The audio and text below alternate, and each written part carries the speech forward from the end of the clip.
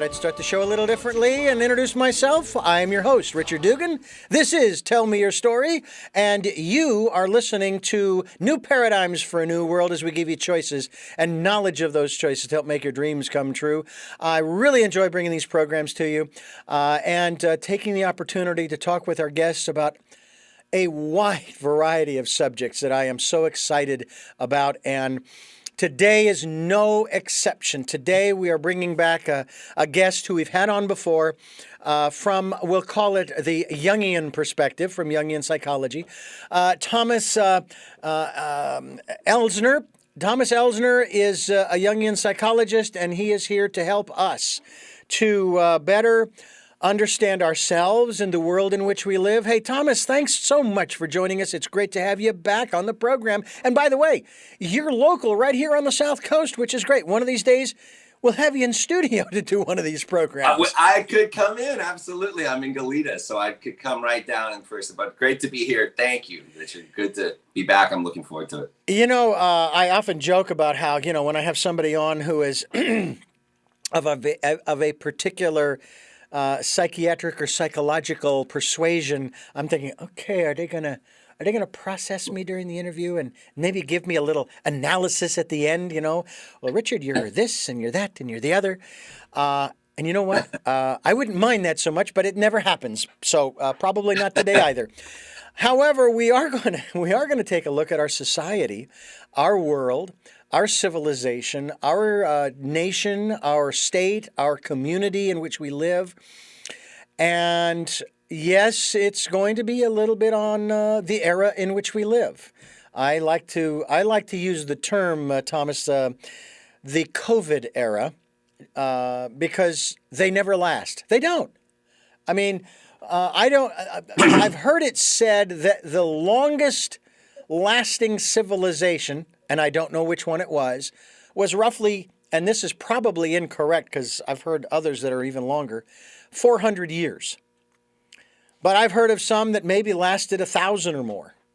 I haven't dove. Anyway, I haven't endeavored to research all of that to find out which civilizations have been around the longest. But most, if not all of them, from the beginning of man's existence on this planet, aren't here anymore. They're gone. Mm-hmm. And we're here. And people think that, for example, and I'm sure this is probably the case in pretty much any country on the planet, they think that their way of life is going to be around forever. Mm-hmm. And even our way of life in this country isn't what it was with the founders. I don't know if I shared this with you the last time, but I had a guest on who wrote a book about, finding a rational form of government, to which my very first question was, when was the last time we had a rational form of government? He says, it's about 3 to 4 minutes after the ink dried on the Constitution. That's a great answer. Yeah. And yes. And it's been changing ever since. Let's talk a little bit about our perceptions. And by the way, another one of my guests made the comment about our future and how, where we are today. You and I, all of the choices that we have made have brought us to this moment together, right? Mm-hmm. And that all of the choices we will make will put us wherever it is we're going to be down the road. But one of my guests made the wonderful observation. He says, actually, your perception of the future will determine the choices that you make now. And I thought, wow, I hadn't actually thought of it that way, but that's true. So let's talk a little bit about our perceptions and maybe our ancestors' perceptions of what they thought the future would be by comparison to where we are and where we might be in 50 or 100 years or 1,000 if we're even still here, if we don't annihilate ourselves, and so forth. I know it's a huge place to start, but it seems to me that if we don't take a look a little bit at that whole process, we're kind of missing out a little bit. Well, yeah, that's a huge place to start. Thanks for the intro. I'm tracking everything you said. There was a big download of information. I loved all It of always it. is. But just to start a little bit with some civilizations, as far as my understanding goes, have lasted quite a long time. I mean, for instance, the ancient Egyptian civilization lasted for thousands of years. Okay. And they seem to have discovered the secret of what they called eternal renewal, death and rebirth, as the secret of how things can change, die, but be reborn in a stable way. So their myth, the Egyptian myth, was the myth of the sun. They saw the sun go down every night. Every night it died in the west. Mm-hmm. And then they imagined it traveled through the underworld. The sun god on his ship traveled through the seas of the underworld, where he encountered 12 hours of the night, dangerous enemies, threats, crises, before he was eventually reborn in the east as the reborn sun. You might have seen from the King Tut exhibit the scarab that brings up the newborn sun out of the east. This is one of the most ancient myths that we have in terms of how human beings perceive the future and perceive their role vis-a-vis time. Death and renewal, death and rebirth. Everything dies, everything changes, everything's reborn. If you're close to nature, you know that, right? If you crush a tomato outside on the ground, where I'm looking outside my window now, the seeds go down into the earth, they may come up as a new plant. If you crush a tomato on the parking lot, the seeds just, nothing happens, right? So if we're closer to the natural cycles of things, we have more of a sense of death and rebirth. We've lost that a lot in our culture. This may be a jumping off point to how our culture wants to perceive the future. Brilliant point about when did we have a rational form of government? Two minutes after the Constitution was signed. Yeah, because human beings, like our neocortex is this thin little layer of the brain. Much more of our bodies are not logic, not rational. And then how we perceive ourselves now, our fantasies, our imagination of ourselves, our myths, so to speak. Myths not understood as lies or delusions, but as the ways that human beings have of perceiving things, conceiving of things. The way we see the world, determines what we do, and that determines how things work out. So that's my response back to your opening, and maybe we can take it from there. Where you want to go. Yeah. Well, I what is fascinating is this concept of myth, the mythology. Did a series several years ago, actually 7 years ago, on Mythosophia was the title of the Tell Me Your Story series, 12-part series, one a month, where we dove into the Mythosophia was exploring the depths of myth and wisdom.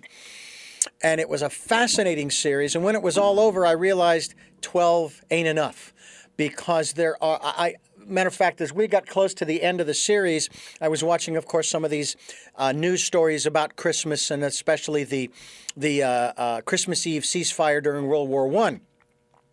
And the mythology that has come about because there was so little information about exactly what happened. I mean, certainly there was enough evidence, they say, to show that the two battling sides stopped their fighting on Christmas Eve. They actually joined together and had a meal together. Well, now here's where the myth starts in, that they supposedly played a game of soccer. But we don't know who won. And maybe on one level, it doesn't matter who won, because there they were. They found a way to transcend that warlike energy and mentality to get into their humanity and maybe I don't know if you want to say the Christmas spirit, if you will, which, we'll call it that. And for a brief, I don't know, who knows how long, 12 hours, 14, 16, we don't know. But again, this is where the myth starts to take off. And I thought, wow, I never even thought about war mythology or mythology of war and military events and so forth. And I know that, and I've met quite a number of veterans here in the States. They, first of all, they don't like talking about what they went through, okay? So they're not about to embellish. They're not going to exaggerate. However, there are some people, for example, I was born in 1960. I was at Woodstock. No, I wasn't. Okay, but you can't prove that I wasn't there. Of course, I can't prove I was, but you know, and you know, you'll hear people who will talk about certain significant events, sporting events or political events or what have you, and they'll say, "Oh yeah, I was there," you know. Really? Okay, and they weren't. They will embellish, they will fabricate, and then the myth begins. So there's all, and I think that aspect of myth, there's always a kernel of truth or fact within these myths. That again, the myth is nothing more than the truth being embellished. We honestly, if we choose to believe what we've seen, okay, during of the last administration, and we aren't going to get political here, we have photographic evidence of the population that occupied the Capitol Rotunda or the square. I forget the name of the place where they hold the inauguration. We can see with photographic evidence the realities of how many people attended that inauguration versus the one prior and the one prior to that. And there weren't that many people there. Okay, and yet we keep hearing stories about how there were more people there than at any other inauguration in the history of this country. And I'm going, okay, then you must be using the new math that says 2 + 2 is... Tom, let's discuss what 2 + 2 is, because I don't believe it's 4. That's the new math. Right. Right. So this is how myths are built. And then, of course, you have the mythology of the Greeks and the Romans and the Egyptians and many, many other cultures. We've got a lot of myths about our history, and only over the last, maybe decade or two, maybe more, we've started to be introduced to some of the facts, the realities of what really happened. Christopher Columbus, for example, during the 500th anniversary in 1992, I started hearing 3 different versions of who this guy was. He went from an angel to a devil and then somewhere in the middle, you know? And I figured that somewhere in the middle is probably more accurate. And yet there are people who just refuse to accept, you know, the one extreme over the other and vice versa. Let's talk a little bit about how these myths actually tend to propel a people, even an individual.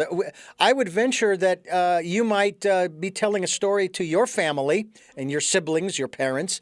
You know, I did, and you were living at home and you're telling the story about how when you were at home with the other siblings, the parents, you did this, that, and the other thing, and they're going to go, you know, Tom, I don't really remember it that way. Let me tell you what I remember.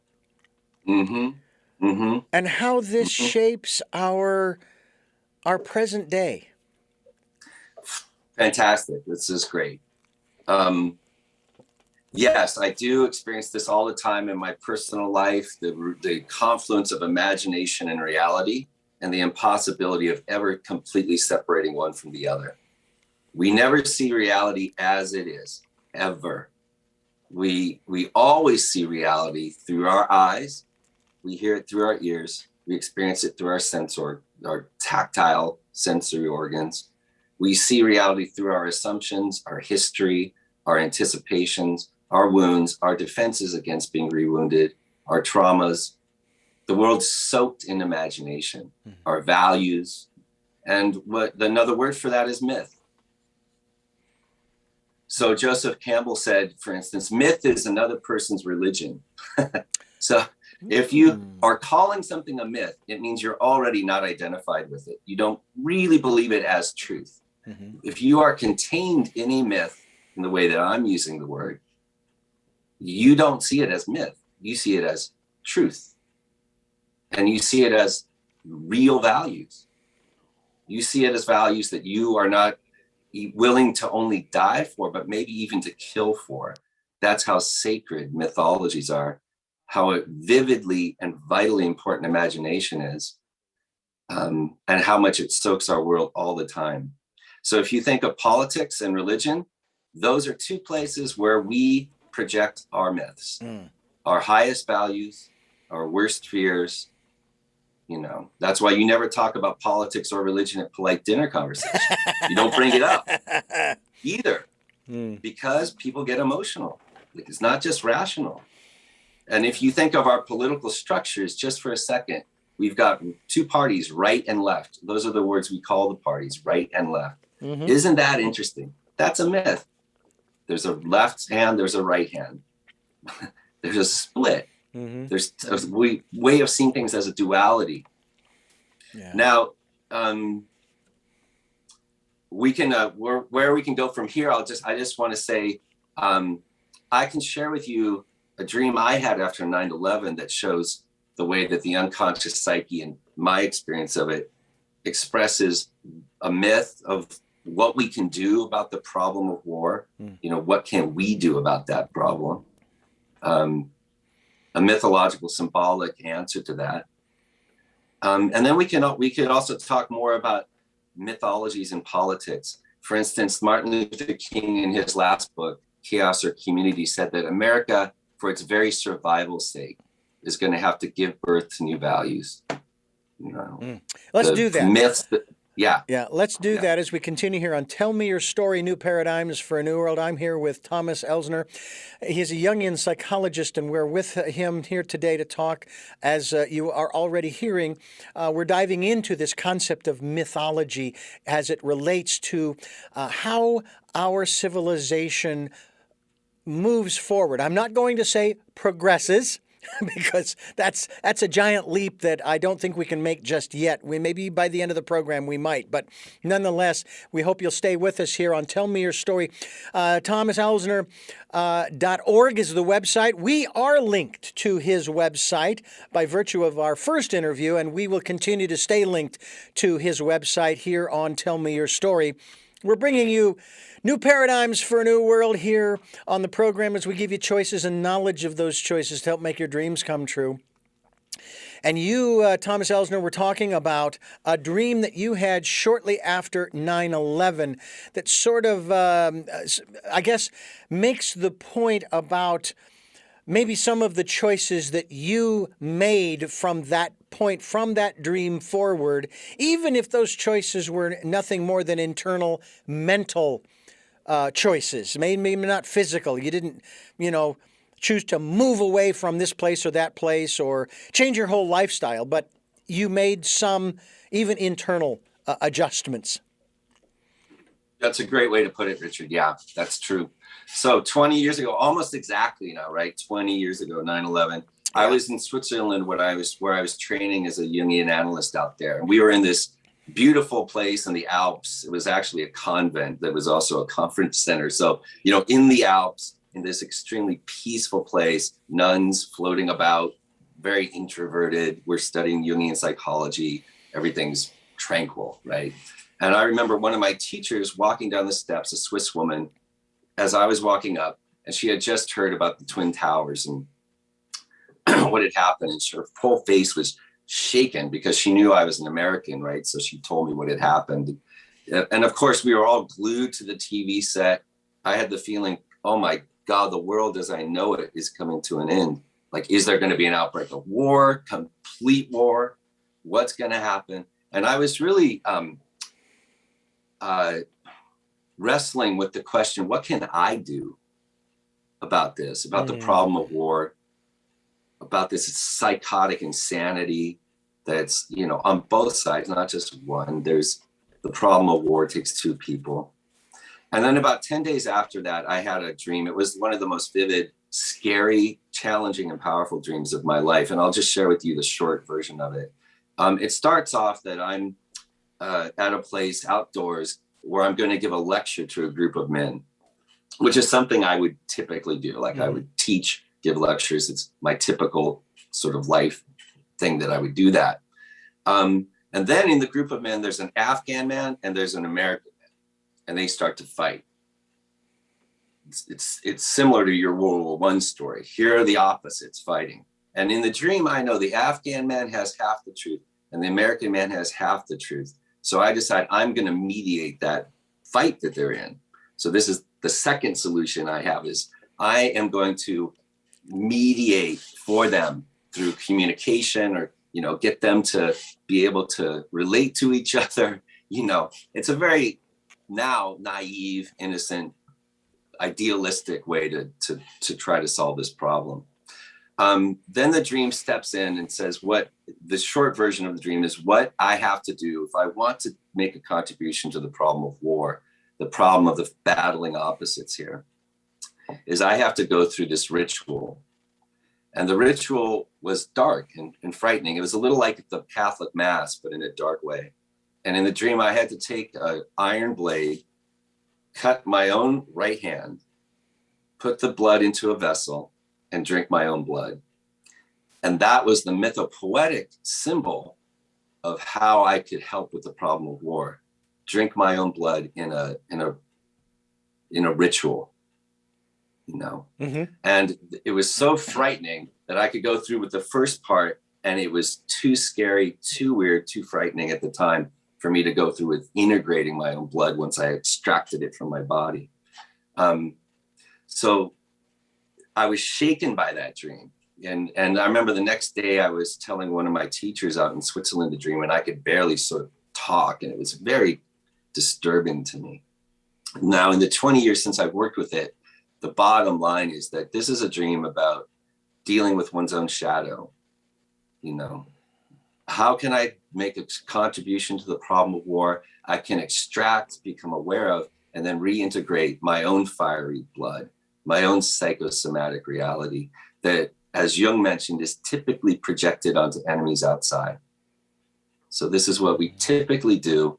We reject certain parts of ourselves that are disturbing, violent, aggressive, wounded, and we project those out. That's called shadow projection onto enemies outside, and we fight them.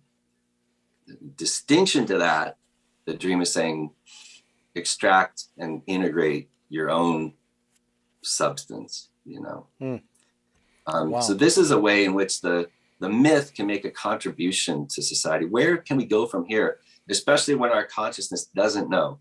I mean, it's the typical fate of the hero in fairy tales and myths to come across the impossible problem, right? You can marry the princess if you dive to the bottom of the sea and get the gold ring out of the fish at the bottom of the ocean, right? No, I can't do it. There's always an impossible problem. And then we have to rely on helpful forces that aren't the ego, they're not conscious. And this is where we find ourselves today, right? I mean, obviously, problems of global warming, problems of war, terrorism, economic collapse, all the stuff that we all feel as apocalyptic now. Who knows how to solve it? Nobody knows how to solve it. So one solution from Jungian psychology is, when we don't know the answer, look to our dreams, look to what the unconscious says. Where else could an answer be except in the unconscious? We don't know it. And the unconscious speaks in this mythic way. It doesn't speak in a literal, factual way. It speaks in a symbolic way. So we also have to develop a mythic awareness, or a symbolic way of understanding things, to be able to relate to the unconscious. That would be a way to say, how can we go into the future? When we don't know how can we go forward into the future? I've even put forth a question. I've stopped asking it because it's kind of a negative kind of question, but still I would ask it because I was always curious about the response. And the question is, do you honestly believe that humanity deserves to continue because of the way we've treated our home and each other?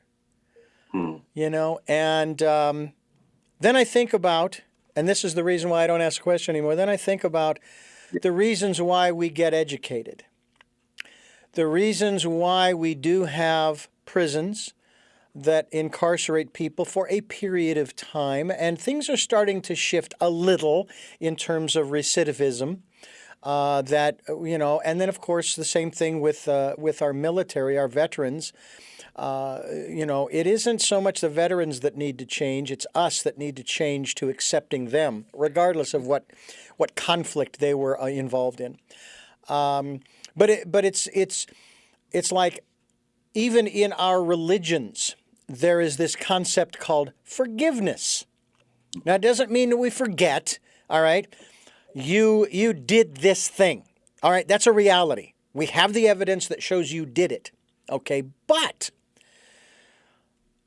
we put you in this place for a period of time as we saw fit, so that you could, it's kind of like putting you go to your room and you think about what you've done for the next 10 years. All right? And hopefully when you come out, you'll have a better understanding and know that that is not appropriate behavior in our society.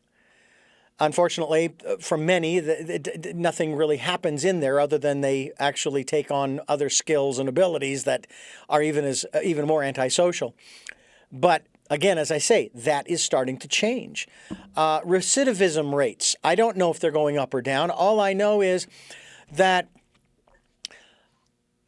there has to come a point at which we forgive, not just others, but ourselves.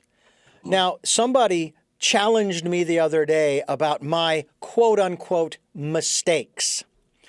Now, this may go against the grain for some, but this is where I'm at today. And again, this is for me. I'm not putting this on anybody else. They said, well, look at all the mistakes you've made. I said, I haven't made no mistakes in my life. None. What I have had, what you call mistakes, I call them learning experiences. I have learned from those quote-unquote mistakes. Obviously, the religious community, especially the Christian community, would have a hard time with that because they would say, no, you're a sinner. You're a sinner. You have original sin. I said, no, I'm sorry. That's, even the Old Testament says that the sins of the father are passed down to the sons to 7 generations. Well, I believe between Adam and me, there are a few more than 7 generations. But without going into the doctrine and dogma, forgiveness. Can we, and I'm curious how that plays into Jungian psychology and your train of thought and your training and the way in which you work with people. And I think you facilitate an individual's healing. You don't heal anybody. You don't bring anybody back from the abyss, shall we say. You facilitate them bringing themselves back from the abyss. Is that fair? That's absolutely fair. Absolutely correct. So what about I want forgiveness? To extract a couple things you said. One is relating to our prior conversation about myths. And the second, I'll talk about healing. And, in my experience personally and in my work as a psychotherapist. Forgiveness, that's a myth. Good and evil, that's a myth. Sin, that's a myth. These are not facts. These are ideas. This is imagination. We don't see things that way typically. We need to take a step back. The myth of good and evil, is described in the Garden of Eden. At one point, there was no knowledge of good and evil. Then, Eve was tempted by the serpent, ate from the fruit of the tree of knowledge of good and evil, and their eyes were opened and they saw themselves in a different way. So good and evil is a very fundamental myth in Western culture. Yeah. Some people are good, some people are evil. Of course, we want to be the good ones. What happens to the evil then? It's projected, right? Forgiveness is a way to deal with this problem of splitting good and evil. If we relate this to politics, right? You can see the mythology more clearly maybe in politics this way. The right wing emphasizes punishment, borders, divisions, right? The left wing emphasizes forgiveness, compassion, mercy, equality. These are competing myths that can take not just religious, but political forms, and it'd be as emotionally charged as any religion, right? Mm-hmm. So now, personally speaking, yeah, this is my myth, is forgiveness. Absolutely. I mean, the other day I was talking to my 16-year-old in the kitchen when he was in junior high. He went through a whole lot of mistakes, which I won't describe publicly, but a whole lot of mistakes, right? And he felt guilty about them, and he felt bad about them. And yesterday in the kitchen, I was saying, there's no mistake. It's not mistakes. You learn from this. You grew from all of that. This is another way to view or imagine facts, rather than sin, punishment, guilt, bad. Stop that. It's you lived through something real that belongs to your personality and grew from it. And he really did. So, yeah, my myth is forgiveness. As a psychotherapist, I mean, it's understanding in depth without judgment that produces healing, in my experience, you know. Yeah. Thomas Elsner, Jungian psychologist, is with us here today, here on Tell Me Your Story, New Paradigms for a New World, as we continue our conversation with him. And you are able to listen to these programs at 7 a.m. and 7 p.m. on Sundays, 1 a.m. Monday mornings, and 9 a.m. for a special edition, 9 a.m. on Wednesdays. We stream those programs live at richarddugan.com. And the podcasts are on SoundCloud, iTunes, TuneIn Radio, Spotify, Stitcher, Player FM, iHeartRadio, Amazon Music, and many other locations. And we're so glad that you folks are reposting them. I hope you'll subscribe to them as well. And we're on YouTube, where you can go to Richard Dugan and Tell Me Your Story. Now, I found another channel called Tell Me Your Story on YouTube, but it's not mine. Mine is this one. And it's with this hat. Just look for the guy with the hat, and you will be right where you need to be.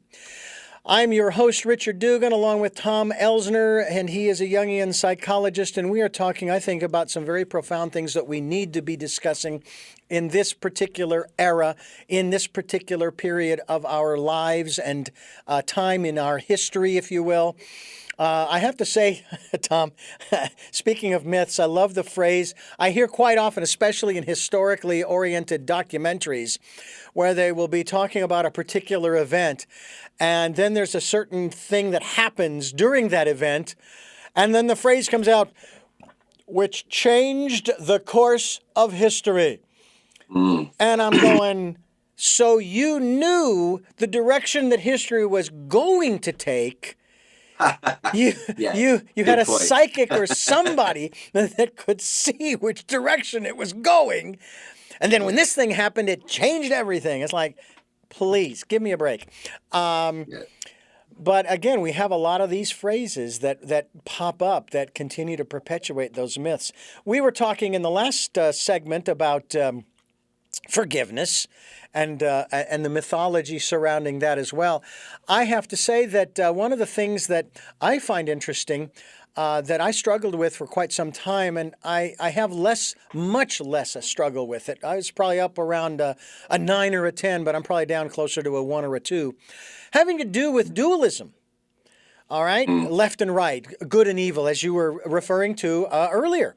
And I've come to the conclusion that, as the Hindus say, it's all Maya. Or as Lewis Black would say, it's all an illusion. And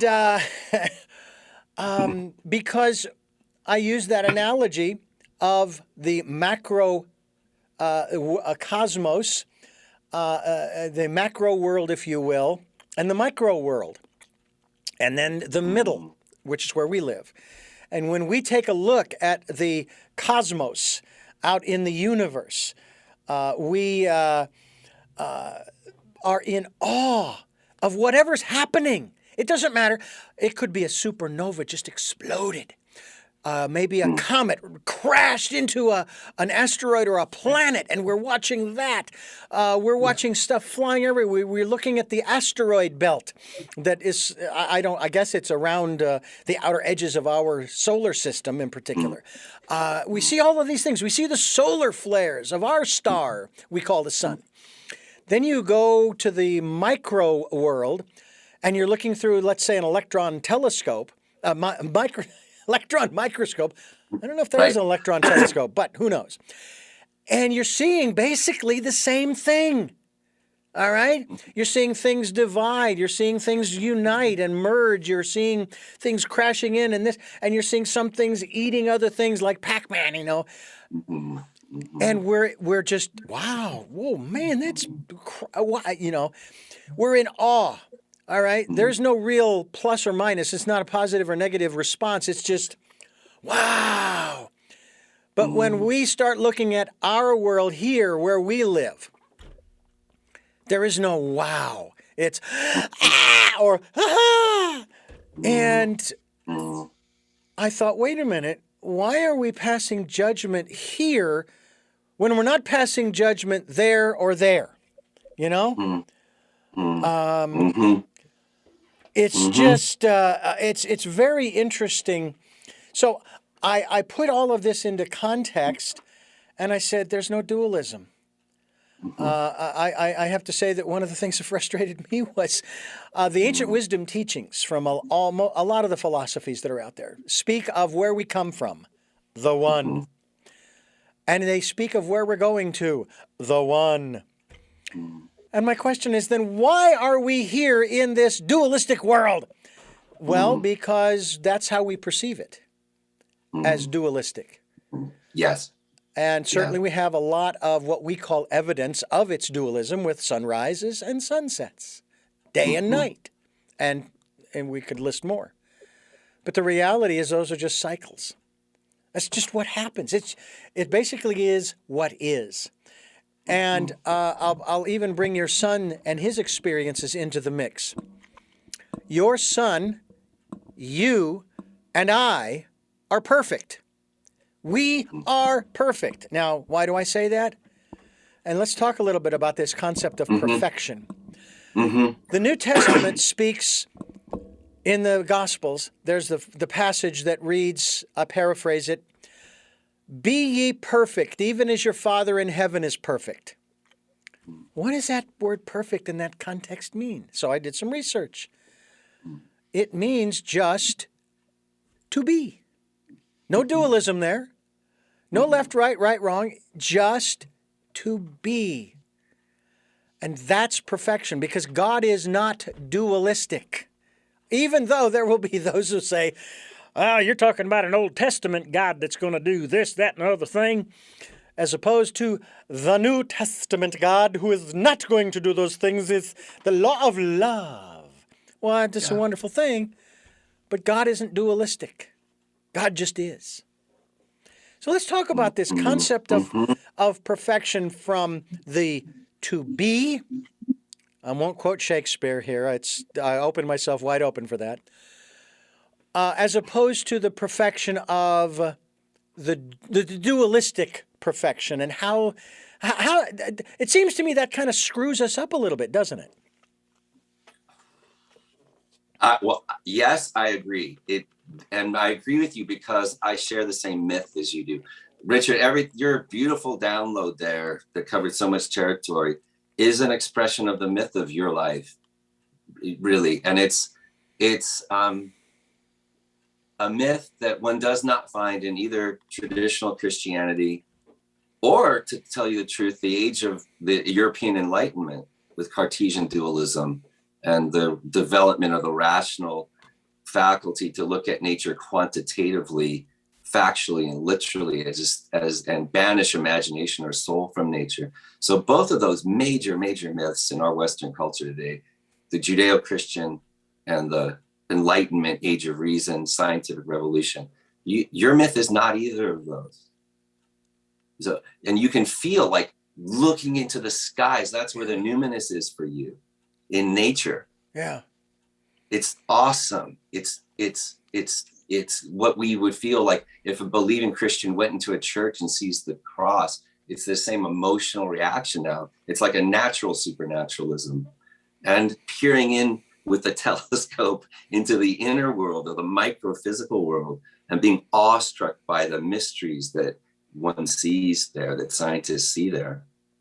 You know, this is, I would say, the myth of our times now is a myth of the unification of what's been split by Judeo-Christianity and by contemporary science. You can see a movement, and not just you, many people being awestruck by this idea of unity, by the numinous in nature, and the necessity to not split good and evil, inner and outer, nature and spirit. That doesn't make sense to you. It doesn't, right? That's because there's a myth in the collective psyche that you're part of, and it's trying to unify what's been split in our culture. So that's how I want to first respond to everything you said, is that's what I mean by a myth. Everything you said is a myth. And that doesn't mean it's a lie. That doesn't mean it's a delusion. It means it's the development and evolution of human consciousness. This is what it looks like now. Well, as a matter of fact, when you take a look at nature at our level, okay, and you compare it to the micro world or the macro world, we label what we see on the Serengeti plain as predator and prey.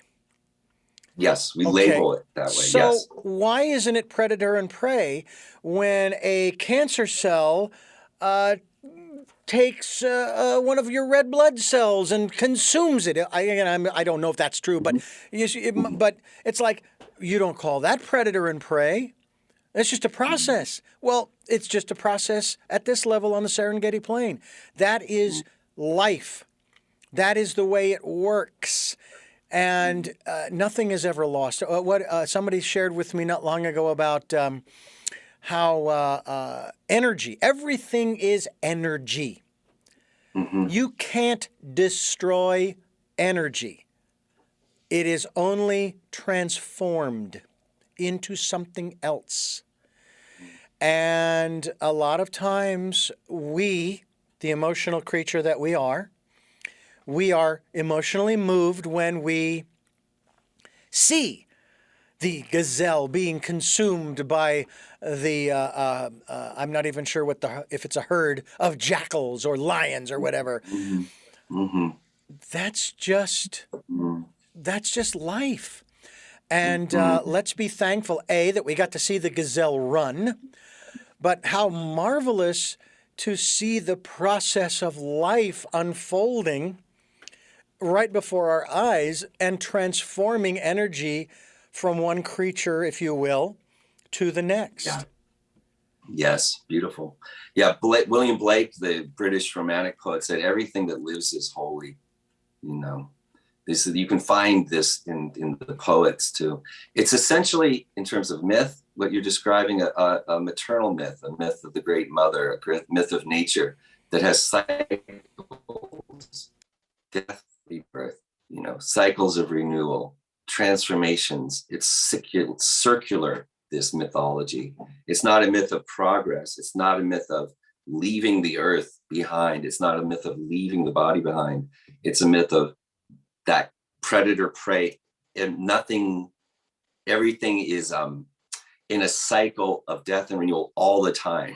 That's a maternal myth of the Great Mother. It's the feminine mythology more than the masculine hero myth. The masculine hero wants to overcome the dragon, right? Always wants to overcome death, always wants to overcome imperfection, always wants to go progress, and this is a straight up line, towards the future. What you're describing is something very different. And it is imagination. You are imagining the world in a different way than the hero myth imagines the world.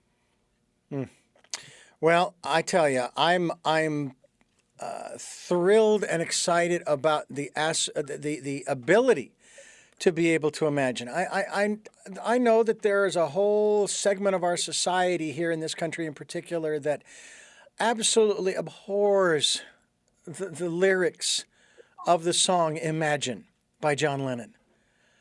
And I'm sitting here going, well, but who said that this was the only way to live? Who said this was the only way to love? Who said this was the only way to, if we choose to use this word, to worship or to serve our Creator? Who said this was the only way to exchange energies, capitalism and free enterprise? And I'm not criticizing, I'm not going either way on that. I'm just saying that we came up with a lot of these ideas a long time ago, and a lot of them, they're not working anymore. And that's why we say that we're looking for those new ways of living, because all you have to do is look around you and say, because they're not working. Yes. They're just not working. And so, come on, let's use our imaginations. I mean, even in the Bible, in the Old Testament, it talks about how we let us sit down and reason together. Well, how do you reason? You reason with the brain that you acknowledge God gave you. Well, then use that brain. I won't go into the analogy, but the final line of the analogy that I use is that God basically says, you're not a puppet on a string being manipulated by forces you do not understand. Do something with the life I gave you. Yeah. Work together. We're at 8 billion imagining people. But a lot of people have given up on that aspect of their lives. They've given up dreaming. And we want people to dream. That's how we create. That's how we evolve. I know another dirty word for some. I'm sorry, but that's what your children do when they go to school. That's why you send them to school, is to evolve intellectually, mentally, socially. Yeah, I know that the last year or so has been really rough. They haven't really been able to do, but we're starting to get back to that. And it boggles my mind sometimes how people, they tend to miss that. Don't miss Tell Me Your Story, New Paradigms for a New World, as we continue talking with Tom Elsner. Tom Elsner, a Jungian psychologist here in the Santa Barbara area. TomElsner.org is the website, and I'm Richard Dugan, your host. We're giving you choices and knowledge of those choices to help make your dreams come true, and we're giving you all kinds of different ways to come up with those choices. That's another aspect, Tom Elsner, here in Santa Barbara, that if you don't start to educate yourself, and it doesn't have to be formal education, okay? Be aware of the experiences you're having and learn from them, which is what education's all about. Then you begin to open up your mind to those new choices, don't you? I mean, that's the whole point of going to school, is to decide whether you're going to go to college. Not everybody's suited for. I went to junior college, and then I went to a vocational school. My older sisters and younger sisters, they went to university. My brother went to a technical school, DeVry, way back when. And, we all chose our own paths, and we've all been successful at what we do now. So talk to me about this aspect of choices and education. And again, I'm using the word in its broadest definition and context.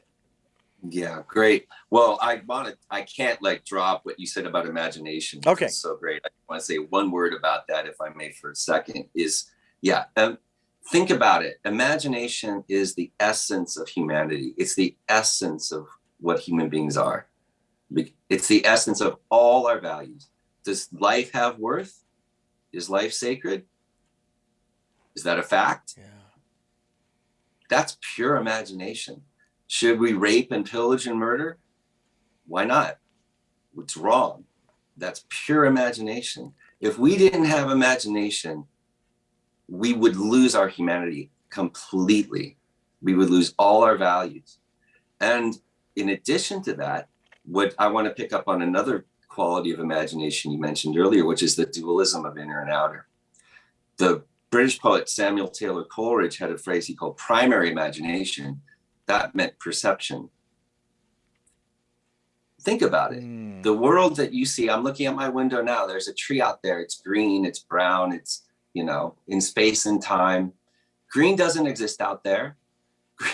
Green is the product of electromagnetic radiation of a certain frequency hitting my eyeball, translated by my brain, into green. The world's soaked in imagination. It's the essence of the creation of the world we live in is imagination. And this is true in neurobiology now, as well as physics, more and more. So just a shout out to what we call imagination that's been so devalued in the Enlightenment tradition of Cartesian dualism as nothing but delusion or distortion of objective fact. No, it's the quintessence of reality, of everything we can say, conceive of, perceive, anything we can touch, taste, smell is due to our soul, our imagination, our biology. So I want to just rehabilitate that word even more than you did, if I can. Mm-hmm. And there, education and choice. Yeah.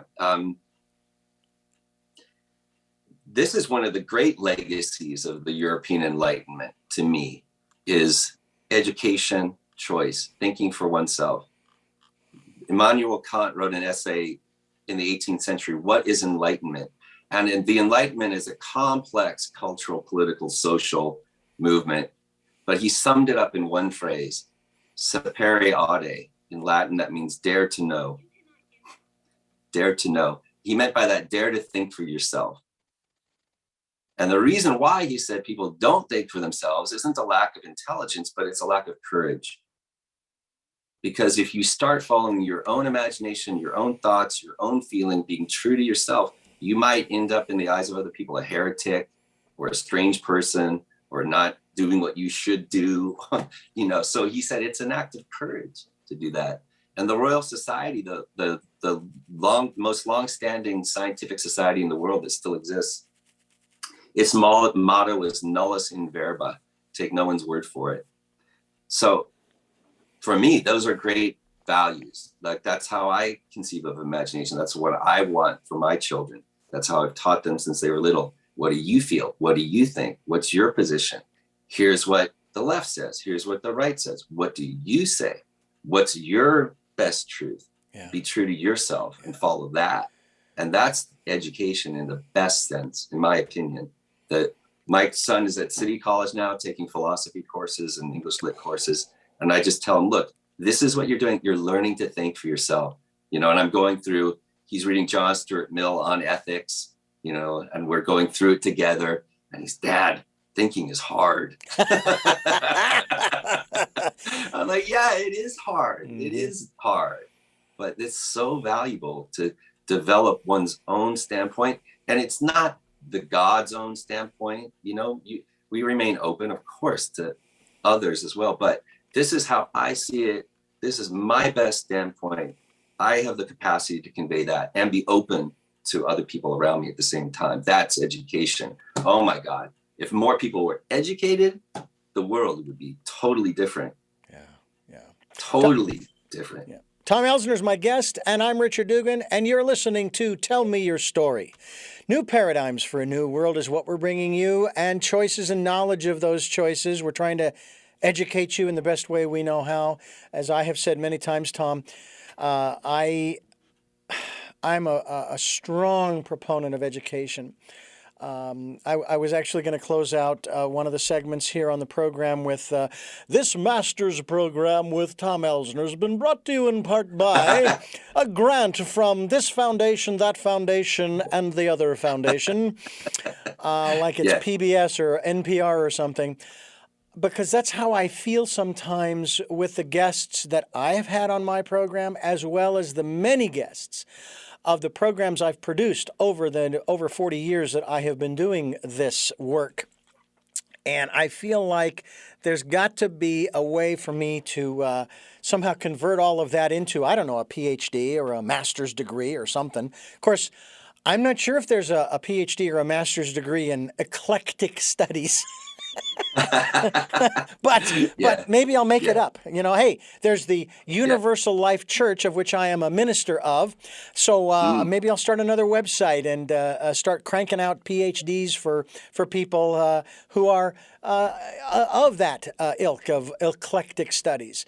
To me, that is, echo chambers are the last place that I want to go. I don't like listening to the views of people who are spewing out. I think the thing that bothers me more than anything else, setting aside all of the doctrine and dogma and so forth, opinion, is the name calling, is the putting down. I have to say that I sit there looking at the TV or listening to the radio going, how is that helping to solve the problems you say exist? And I always put it back on them saying, look, you're blaming them for the problems, let's just say, of the state of California. You're blaming them. This is your fault. This is on you because you didn't get the people out that are of your ilk to vote for the people you wanted in there to make the decisions that you want them to make, which, by the way, isn't democracy at all. It's mob rule. If you vote for somebody who's only going to do what you want them to, then they don't have a conscience. They don't have a say. They are now under threat of getting tossed out at the next election because they didn't do what you wanted them to. And yeah, they're supposed to be there and serve the constituents. I get that. Yeah. But isn't that why you hired them? Because they would represent your perspectives, your opinions, your values? So it's not on the people you're blaming. It's on you. And I'll tell you what, I think maybe this is another area to talk about here on the program as we continue talking with Tom Elsner here on Tell Me Your Story, New Paradigms for a New World.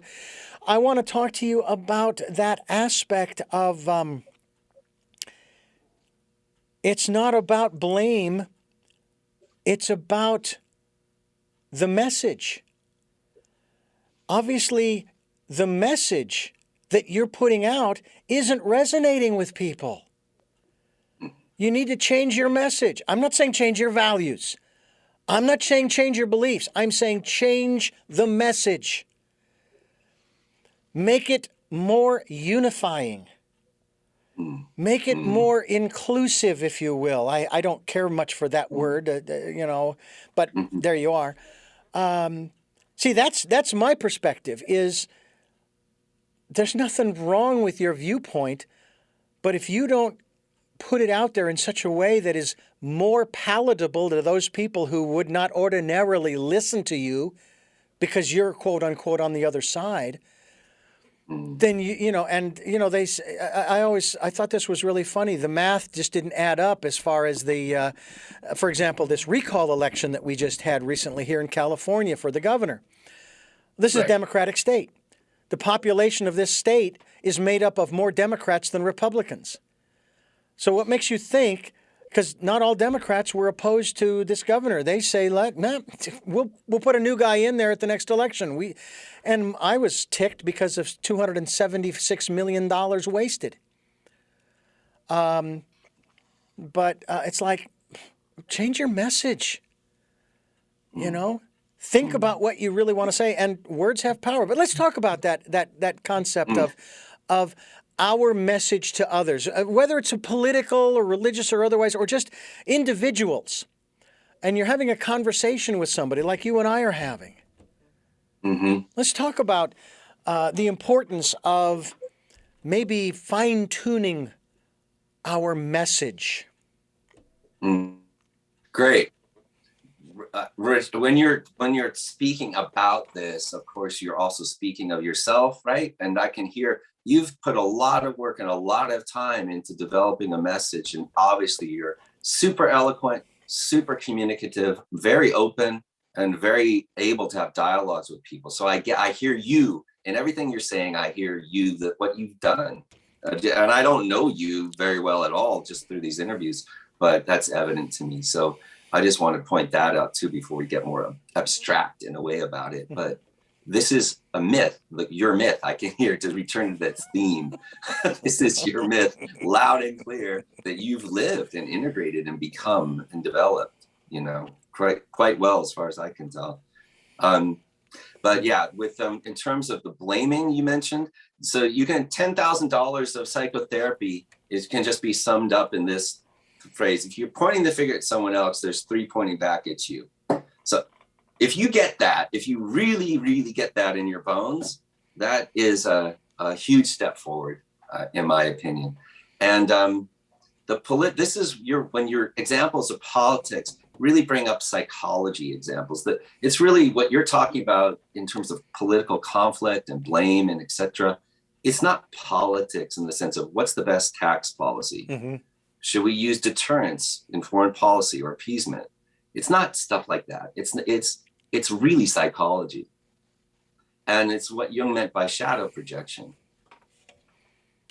So politics in this sense is a huge cauldron of complexes, wounds, shadow projections, disengaging from one's own problematic sides of one's own personality and seeing them in other bad people out there and getting emotionally furious, right? So my dad, for instance, was a very conservative person. I mean, to the right of John Birch Society and such. Wow. I mean, really, like no tolerance for anything beyond his point of view, zero. And if you would mention to him if you said this word to him, this name, Jane Fonda, his face would get red, his blood would boil. Do you know why? Traitor. Traitor. Yeah. So this was the shadow side of his value system. Traitor, right? Yeah. And it completely disowned as part of his shadow, like what doesn't correspond to his values, his own split was projected onto this woman he's never met, and he hated her. Right? That's no longer politics. That's pure psychology. Yeah. The only way we can understand that is through wounds, complexes, traumas, splitting, projection, psychological issues. It's interesting what flashed in my mind when you said that about Jane and your father. My first thought was, okay, so would you also say that those men and women who were part of the Confederacy were also traitors? And that's what I heard in a documentary not long ago when they were sort of dissecting the Civil War, that the South, again, a battle between the North and the South, our Civil War, that the South, they were in our modern day, they were a bunch of terrorists. They were homegrown terrorists. That was the term that was used. And again, I go back to that. How is this helping name calling? Yeah. But it's just really interesting. How is it helping? I mean, but this goes back to my dream of 9/11. Yeah. Really, and naively at the start of that dream, I thought, oh, we're going to have a reasonable discussion. The Afghan men, the United States men, let's sit down and talk it out and have clear communication, and we'll have understanding. So naive. Give me a break. Yeah. Give me a break. The dream just laughs at that. Yeah. It's like the only chance you have is to start with yourself and integrate your own shadow. Otherwise, you're just a fool. Yeah. Tom Elsner is my guest, JS for Jungian Psychologist, and we are talking about a lot of different subjects related to where we've been, where we are, and where we're going as a people, whether it be Californians, Americans, or, if you will, global citizens. We're talking about these concepts because they're very real to every one of us, and we hope that you will continue listening to Tell Me Your Story. You can go to our homepage, if you will, richarddugan.com, or SoundCloud, where the channel for Tell Me Your Story is, or YouTube, where that channel is, and you can listen to and or watch and subscribe to the programs. I'm Richard Dugan, your host, and Tom Elsner is my guest, and we are talking here from a Jungian perspective. Can you sum up the Jungian perspective in, one or two, I was going to say one or two words. That's not possible. A few sentences so that people can get an idea, sort of a compare and contrast, I don't know, let's say with Freud or Socrates or any of the other great philosophers, I guess you might say, down through our history. Well, great. Yeah. So Socrates, amazing person, completely rational. His ideal was rational.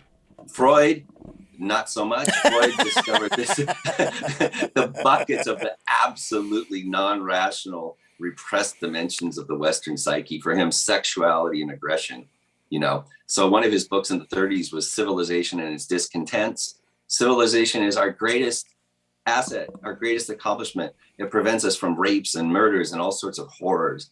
And at the same time, it's our worst enemy because it splits us into, and it causes us to repress big chunks of ourselves. Again, for him, mostly sexuality and aggression that make us, quote unquote, neurotic. The neurotic person in Freud's language was split between conscious and unconscious because of civilization. Now, Jung was building on Freud. He was one of Freud's students, and he built on Freud's idea of the unconscious as a vast, vast matrix of the human psyche that goes far beyond our personal memories, what's been repressed in our childhood, and opens up onto the archetype, what he called the archetypal dimension of the psyche, what makes us quintessentially human. And there's transpersonal dimensions, not just personal dimensions to the human psyche. That was Jung's contribution, archetypes of the collective unconscious. So the Jungian point of view is basically summed up with the goal of self-knowledge, but understood not just as a rational philosophical endeavor, but as a real confrontation with our own unconscious in the name of wholeness. A new myth, right? Not good versus evil, not inner versus outer, but wholeness, completeness, all of it. All that lives is holy, as Blake said. And that's a big challenge. It starts with the shadow. It starts with dimensions of ourselves that make us uncomfortable, that we disown. And really, the confrontation with those is the beginning of the Jungian analytical work. Would you say that for an individual to feel as though they are making progress as far as, I like to use the term like raising one's consciousness, okay? Getting to know oneself, both the light and the shadow side. The one sign might just be feeling uncomfortable. Not all the time, but yeah. I really don't want to go down this road, but I know that it will really help. So I'm gonna dive in and I'm gonna get through this particular thing, and it's really I'm stepping outside my comfort zone. Beautifully said. Yeah. The metaphor for me with that is always stop running from myself. Yeah. Just stop running from yourself. It's impossible to run from yourself. So stop, turn around, and face the things you've never wanted to face. And you see that image a lot in people's dreams and analysis, by the way. Exactly. I'm being chased by a monster. Stop and turn around, face the monster. And something unexpected happens, often quite good. This is Tell Me Your Story, New Paradigms for a New World. I'm Richard Dugan, and I certainly hope that you're enjoying this program. And if you are, it resonates with you, you like the guests we're bringing, and you'd like to support us financially, we would greatly appreciate that. You can go to PayPal. And when you go to PayPal and you want to send, then put in my email address, richard@richarddugan.com. Send me an email too, richard@richarddugan.com. We'd love to hear from you, your ideas, your thoughts, even concerns that you have over maybe some of the things that have been said on this program. I never put anything on anybody that I say about myself. It's all mine, okay? So please don't take it on. I'm not putting it on anybody else. What I am putting out is this program, both in live stream as well as podcasts and video casts. This is Tell Me Your Story, and Tom Elsner is my guest, and we are fast approaching the end of our program here and our time together, and we will have you back again to talk more, not just about the areas that we've discussed, but others as well, as we continue to move forward as a society, as a civilization, through the COVID era. We will eventually get to the end of it and start a new era. Don't know what it'll be called, but the opportunities are out there, folks. And Tom, I want to thank you so much for giving us this time and conversing with us on these subjects. And hopefully we have opened a few eyes anyway, even if it's just a little, to at least the possibilities. Thank you, Richard. It's a pleasure to talk with you. Really, you make it fun. Great questions. Love what you're doing. Thank you. It's a pleasure. I do want to ask you those three final questions. I know I asked you them the last time we were here. All However, right. sometimes the answers change, okay? But We'll before I see. do that, Yeah, what's we'll see that? what pops out now. Who knows? Hey, Yeah. that's the beauty of ad lib. There's no script here. There's no script. But before I do that, I just want to remind you, the listener, that we are here Sundays at 7 a.m. and 7 p.m., Monday mornings at 1 a.m., and 9 a.m. on Wednesdays for our special edition of Tell Me Your Story. And, of course, the podcast on SoundCloud, iTunes, TuneIn Radio, Spotify, Stitcher, iHeartRadio, Amazon Music, and many other locations, as well as the video cast on YouTube, the channel Richard Dugan and Tell Me Your Story. Hope that you will subscribe to those. And, of course, as I mentioned earlier, if you'd like to support the work that we're doing, PayPal is the way to do it. And just put in my email address, richard@richarddugan.com. And also spend time. We didn't really get into this, but I think it's important. Maybe we'll bring this up in our next program with Tom about our intuition, listening to that still small voice. Please participate in the Decade of Perfect Vision, the 2020s. Spend that time going within.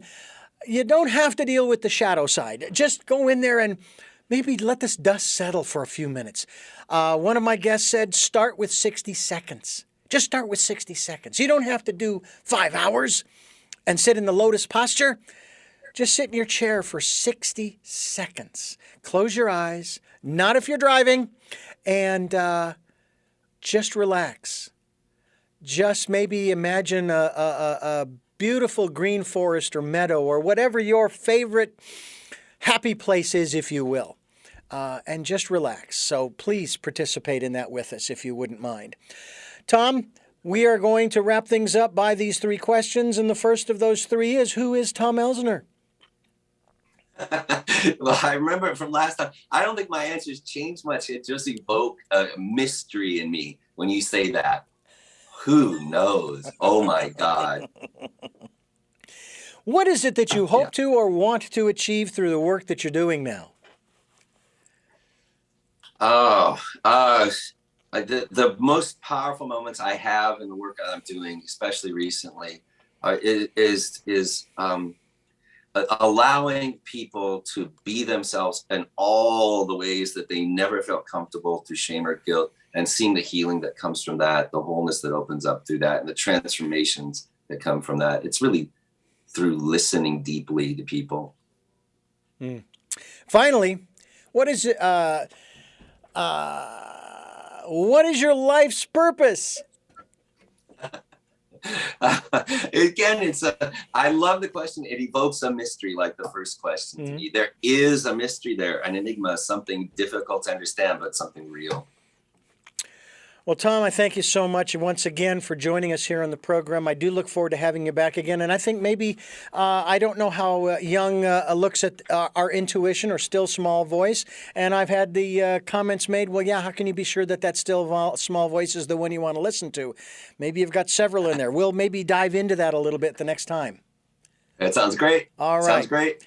Yeah. Tom Elsner has been my guest. TomElsner.com. We will be .org. That's TomElsner.org. We will be linked to his website, and I hope that you will check out Tom. He is here in the Santa Barbara area and available if you're here locally, or I'm sure nationally or internationally for that matter, via Zoom or other video chat method.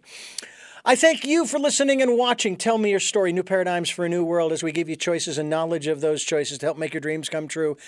Until our next broadcast, podcast, videocast, love to lol.